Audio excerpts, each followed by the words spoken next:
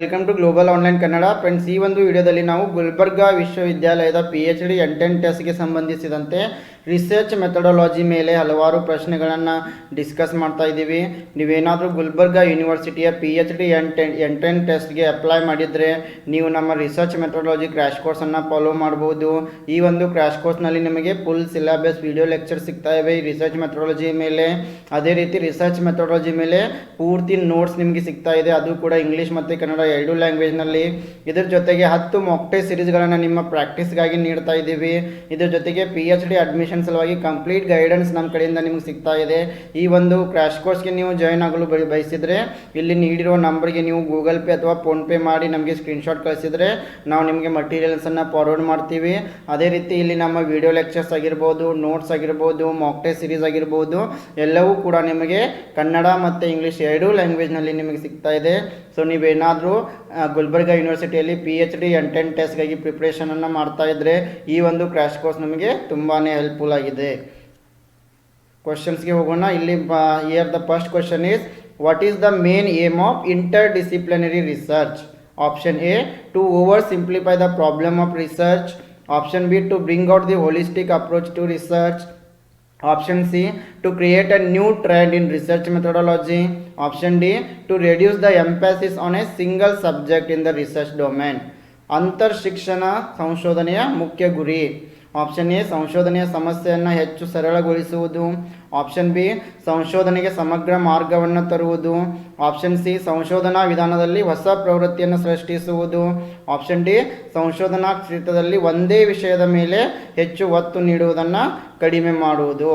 S, here the right answer is about interdisciplinary research is option B, to bring out the holistic approach to research. It is the correct answer because it is the main aim of the interdisciplinary research.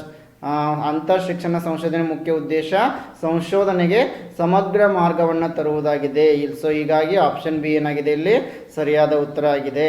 So interdisciplinary research means, please remember, it is a mode of research by teams or individuals. Please remember, interdisciplinary ರಿಸರ್ಚನ್ನು individual ಕೂಡ conduct ಮಾಡ್ಬೋದು ಅಥವಾ ಗುಂಪುಗಳಲ್ಲಿ ಕೂಡ conduct ಮಾಡ್ಬೋದು. And interdisciplinary research it is going to integrate the information, data, techniques, tools, concepts and theories from 2 or more disciplines. Yes, please remember it. Here we are going to integrate the data by 2 or more disciplines.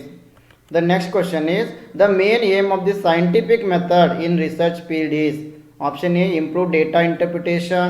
Option B, confirm triangulation. Option C, introduce new variables. Option D, eliminate spurious relations.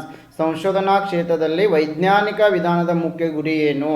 Option A, data ವ್ಯಾಖ್ಯಾನವನ್ನು ಸುಧಾರಿಸುವುದು. Option B, ತ್ರಿಕೋನವನ್ನು ದೃಢೀಕರಿಸುವುದು. Option C, introduce new variables. ಹೊಸ ಅಸ್ಥಿರಗಳನ್ನು ಪರಿಚಯಿಸುವುದು. Option D, ನಕಲಿ ಸಂಬಂಧಗಳನ್ನು ನಿವಾರಿಸುವುದು. Here confirm ಟ್ರ್ಯಾಂಗ್ಯುಲೇಷನ್, ಇದಕ್ಕೆ ತ್ರಿಕೋನ ಇದು ಸರಿಯಾದ ಒಂದು ಇಲ್ಲಿ ಟ್ರಾನ್ಸ್ಲೇಷನ್ ಆಗೋದಿಲ್ಲ, ಇದನ್ನು ನೀವು ಇಂಗ್ಲೀಷ್ನಲ್ಲಿನೇ ನೆನಪಿನಲ್ಲಿಡಿ, ಕನ್ಫರ್ಮ್ ಟ್ರ್ಯಾಂಗ್ಯುಲೇಷನ್. ಅದೇ ರೀತಿ ಇಂಟ್ರೊಡ್ಯೂಸ್ ನ್ಯೂ ವೇರಿಯೇಬಲ್ಸ್ ಅಂತಂದರೆ ಹೊಸ ಸ್ಥಿರಗಳನ್ನು ಪರಿಚಯಿಸುವುದು, ಅಂದರೆ ವೇರಿಯೇಬಲ್ ಚಲಕಗಳಂತ ಕರಿತೀವಿ. ಇಲ್ಲಿ ಕೂಡ ಸ್ವಲ್ಪ ಟ್ರಾನ್ಸ್ಲೇಷನ್ ಸರಿಯಾಗಿಲ್ಲ. Eliminate spurious relations. So the right answer is option D, eliminate spurious relations is the correct answer. The main aim of scientific method in research is eliminate spurious relations.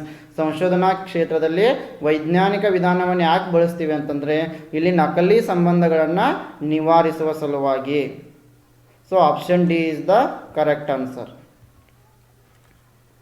The next question, okay, when conducting research scientists use scientific method. Yes, research ಅನ್ನು conduct ಮಾಡುವಾಗ ವೈಜ್ಞಾನಿಕ ವಿಧಾನವನ್ನು ಬಳಸಲಾಗ್ತದೆ because to collect measurable empirical evidence in an experiment related to hypothesis. So the results aiming to support or contradict a theory. So ಯಾವಾಗ ರಿಸರ್ಚನ್ನು ಮಾಡುವಾಗ researchers ಈ ವೈಜ್ಞಾನಿಕ ವಿಧಾನವನ್ನು ಯಾಕೆ ಬಳಸ್ತಾರೆ ಅಂತಂದರೆ ಅವರು ಸರಿಯಾದ ಮೆಜರೇಬಲ್ ಮಾಹಿತಿಯನ್ನು ಕಲೆಕ್ಟ್ ಮಾಡುವ ಸಲುವಾಗಿ. So the next question is, a researcher is interested in studying the prospects of a particular political party in an urban area. So what tool should he or she prepare for the study? Option A, rating scale. Option B, interview. Option C, questionnaire. Option D, all of the above. Yes, here the researcher is going to conduct is a study on prospects of particular political party in an urban area. So which tool he is going to use? So ಒಬ್ಬ ಸಂಶೋಧಕ ಏನು ಮಾಡ್ತಾ ಇದ್ದಾನೆ, ನಗರ ಪ್ರದೇಶದಲ್ಲಿ ರಾಜಕೀಯ ಪಕ್ಷದ ಭವಿಷ್ಯದ ಮೇಲೆ ಅಧ್ಯಯನವನ್ನು ಮಾಡ್ತಾ ಇದ್ದಾನೆ. ಹಾಗಾದರೆ ಅಧ್ಯಯನಕ್ಕಾಗಿ ಅವನು ಯಾವ ಸಾಧನವನ್ನು ಬಳಕೆ ಮಾಡ್ತಾನೆ? ರೇಟಿಂಗ್ ಸ್ಕೇಲ್, ಸಂದರ್ಶನ, ಪ್ರಶ್ನಾವಳಿ, ಮೇಲಿನ ಎಲ್ಲ. Yes, here the right answer is option C. Is going to use questionnaire. ಅವನು ಪ್ರಶ್ನಾವಳಿ ವಿಧಾನವನ್ನು ಬಳಕೆ ಮಾಡ್ತಾನೆ. ಯಾಕೆ ಎಂಬುದನ್ನು ನಾವು ಮುಂದಿನ ಸ್ಲೈಡ್ನಲ್ಲಿ ನೋಡೋಣ. Because since it is an urban area, yes, since it is an urban area, the people who are living in urban area most probably they are educated, so the literacy will be great here. So more number of people are educated in urban area, and also there would be numerous questions over the ruling period of a political party, and also since the people are educated, they will be having numerous questions on political party, and so this cannot be simply answered by rating. So the researcher is going to use questionnaire method here. ಇಲ್ಲಿ ಈ ಒಂದು ಸಂಶೋಧನೆ ನಗರ ಪ್ರದೇಶಗಳಿಗೆ ಸಂಬಂಧಿಸಿರುವುದರಿಂದ ನಗರ ಪ್ರದೇಶದಲ್ಲಿ ಹೆಚ್ಚಿನ ಜನರು educated ಆಗಿರೋದ್ರಿಂದ ಹೀಗಾಗಿ ಅವರು ಪೊಲಿಟಿಕಲ್ ಪಾರ್ಟಿ ಬಗ್ಗೆ ಹೆಚ್ಚಿನ ಪ್ರಶ್ನೆಗಳನ್ನು ಹೊಂದಿರ್ತಾರೆ. ಹೀಗಾಗಿ ಇಲ್ಲಿ ಸಂಶೋಧಕನು ಪ್ರಶ್ನಾವಳಿ ವಿಧಾನವನ್ನು ಬಳಕೆ ಮಾಡ್ತಾನೆ. The next question is the conclusions or findings of which type of research cannot be generalized to other situations? Option A, casual comparative research. Option B, historical research. Option C, descriptive research. Option D, experimental method. ಯಾವ ರೀತಿಯ ಸಂಶೋಧನೆಯು ತೀರ್ಮಾನಗಳು ಅಥವಾ ಸಂಶೋಧನೆಗಳನ್ನು ಇತರ ಸನ್ನಿವೇಶಗಳಿಗೆ ಸಾಮಾನ್ಯೀಕರಿಸಲಾಗುವುದಿಲ್ಲ? Option A ಸಾಂದರ್ಭಿಕ ತುಲನಾತ್ಮಕ ಸಂಶೋಧನೆ. ಆಪ್ಷನ್ ಬಿ ಐತಿಹಾಸಿಕ ವಿಧಾನ. ಆಪ್ಷನ್ ಸಿ ವಿವರಣಾತ್ಮಕ ವಿಧಾನ. ಆಪ್ಷನ್ ಡಿ ಪ್ರಾಯೋಗಿಕ ವಿಧಾನ. Yes, here the right answer is option B, historical research. In historical research conclusions cannot be generalised. ಈ ಒಂದು ಐತಿಹಾಸಿಕ ಸಂಶೋಧನೆಯಲ್ಲಿ ನಾವು ತೀರ್ಮಾನಗಳನ್ನು ಇತರ ಸಂಶೋಧನೆಗಳಿಗೆ ಸಾಮಾನ್ಯೀಕರಣಗೊಳಿಸುವುದು ಸಾಧ್ಯವಾಗುವುದಿಲ್ಲ. Yes, historical research means it is qualitative technique. Please remember it. Historical research studies the meaning of past events. Please remember it. In historical research we are going to study past event in an attempt to interpret the facts and explain the cause of events and their effect in the present events. ಅಂದರೆ ಇಲ್ಲಿ historical ರಿಸರ್ಚ್ನಲ್ಲಿ ನಾವು ಹಿಂದೆ ನಡೆದ ಸನ್ನಿವೇಶಗಳನ್ನು ಅಧ್ಯಯನ ಮಾಡ್ತೀವಿ, ಪ್ರೆಸೆಂಟ್ನಲ್ಲಿ ಅದರ ಪರಿಣಾಮಗಳನ್ನು ಕುರಿತು ಅಭ್ಯಾಸವನ್ನು ಮಾಡ್ತೀವಿ. The next question is who can successfully conduct a research? Option A, someone who is a hard worker. Option B, possess post graduation degree. Option C, has studied research methodology. Option D, possess thinking and reasoning ability. ಯಾರು ಯಶಸ್ವಿಯಾಗಿ ಸಂಶೋಧನೆಯನ್ನು ನಡೆಸಬಹುದು? Option A, ಯಾರೋ ಒಬ್ಬ hard worker. Option B, ಸ್ನಾತಕೋತ್ತರ ಪದವಿ ಹೊಂದಿರುವ ವ್ಯಕ್ತಿಗಳು. ಆಪ್ಷನ್ ಸಿ, ಸಂಶೋಧನಾ ವಿಧಾನವನ್ನು ಅಧ್ಯಯನ ಮಾಡಿದವರು. ಆಪ್ಷನ್ ಡಿ, ಆಲೋಚನೆ ಮತ್ತು ತಾರ್ಕಿಕ ಸಾಮರ್ಥ್ಯವನ್ನು ಹೊಂದಿದವರು. Yes, very easy question it is. If you read the question you will come to know the answer. ಇಲ್ಲಿ ಸರಿಯಾದ ಉತ್ತರ option C, who has studied research methodology. ಯಾರು ಸಂಶೋಧನಾ ವಿಧಾನವನ್ನು ಅಧ್ಯಯನ ಮಾಡಿದ್ದಾರೆ ಅವರು ರಿಸರ್ಚನ್ನು ಕಂಡಕ್ಟ್ ಮಾಡಬಹುದು. Yes, anyone who has studied the research methodology they can undergo the research. ಯಾರು ರಿಸರ್ಚ್ ಮೆಥಡಾಲಜಿಯನ್ನು ಅಭ್ಯಾಸ ಮಾಡಿದ್ದಾರೆ ಅವರು ರಿಸರ್ಚನ್ನು ಕಂಡಕ್ಟ್ ಮಾಡಬಹುದು. The next question is which of the following is not the method of research? ಕೆಳಗಿನವುಗಳಲ್ಲಿ ಯಾವುದು ಸಂಶೋಧನೆಯ ವಿಧಾನವಲ್ಲ? ಆಪ್ಷನ್ ಎ ಸರ್ವೆ ಸಮೀಕ್ಷೆ. ಆಪ್ಷನ್ ಬಿ ಹಿಸ್ಟಾರಿಕಲ್ ಐತಿಹಾಸಿಕ. ಆಪ್ಷನ್ ಸಿ ಅಬ್ಸರ್ವೇಷನ್ ವೀಕ್ಷಣೆ. ಆಪ್ಷನ್ ಡಿ ಫಿಲಾಸಫಿಕಲ್ ತಾತ್ವಿಕ. Yes, the survey, historical research and philosophical, all these are methods of research, but observation it is not the method of the research. So the right answer is option C. ಇಲ್ಲಿ ವೀಕ್ಷಣೆ ಎಂಬುದು ಒಂದು ಸಂಶೋಧನೆ ವಿಧಾನ ಆಗಿಲ್ಲ. So option C ಏನಾಗಿದೆ ಸರಿಯಾದ ಉತ್ತರವಾಗಿದೆ.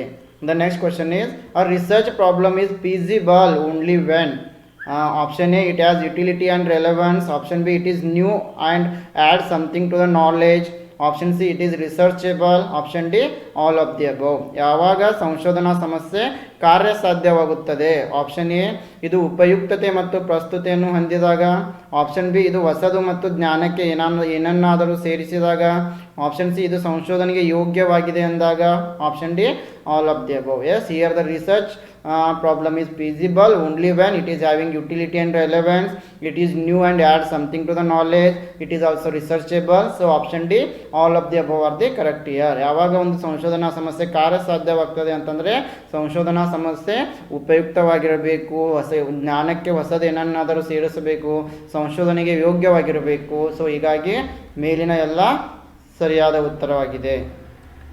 A research problem can be defined as a statement about an area of interest, a condition that is required to be improved, a difficulty that has to be eradicated, or any question existing in the literature. Yes, research problem, ಸಂಶೋಧನಾ ಸಮಸ್ಯೆ ಅಂತಂತಂದರೆ S ಸಂಶೋಧಕ ಯಾವ ಒಂದು ಸಮಸ್ಯೆ ಮೇಲೆ ರಿಸರ್ಚನ್ನು ಮಾಡ್ತಾ ಇದ್ದಾನೆ ಎಂಬುದಾಗಿರ್ತದೆ. The next question is authenticity of a research finding is its option A validity, option B objectivity, option C originality, option D all of the above.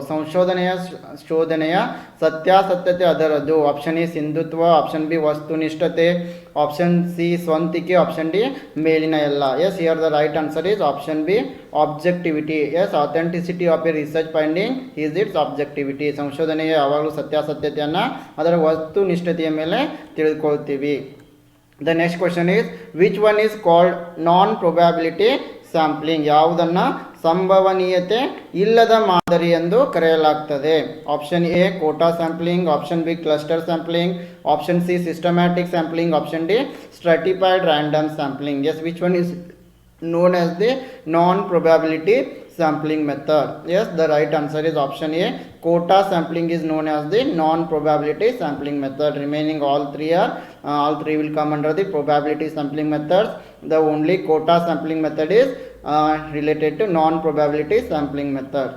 Yes, commonly non-probability sampling methods are: one is convenience sampling, voluntary response sampling, purposive sampling, snowball sampling, and quota sampling. These are non-probability sampling method. And probability sampling methods are cluster sampling, systematic sampling, stratified sampling.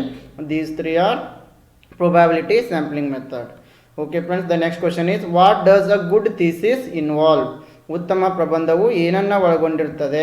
Option A reducing punctuations as well as grammatical errors to minimalist, option B correct reference citations, option C consistency in the way of thesis writing, option D well defined abstract. Yes, here the right answer is option B A, B, C and D, all four are correct here. The good thesis involves reducing punctuations as well as grammatical errors. Yes, we need to correct all the errors. We need not to be made any grammatical mistakes in the research. Then correct reference citations we have to give. Consistency in the way of thesis writing, this is also very essential. Then well defined abstract is also needed. So all these are good thesis involved. These are the characteristics of good thesis. Other characteristics are a clear title and abstract with accurately which will reflect the nature of the research study. Yes, our title should reflect about the research study. Then a structure and format which help the reader to observe the subject matter. Intellectual coherence which starts with precise aims from which follow the research design and a clear conclusion. Accuracy in grammar and punctuation, consistency in referencing presentation, and the use of term. These are various characteristics of good thesis. Okay friends, this is about our today's session. Once again I would like to remind you about our crash course on research methodology for your upcoming Gulbarga University PhD intent test. Here we are providing full syllabus video lectures, full syllabus notes, 10 mock tests. If you want to join, you can pay to this number and you can send me screenshot. Okay, thank you. I wish all the best to all.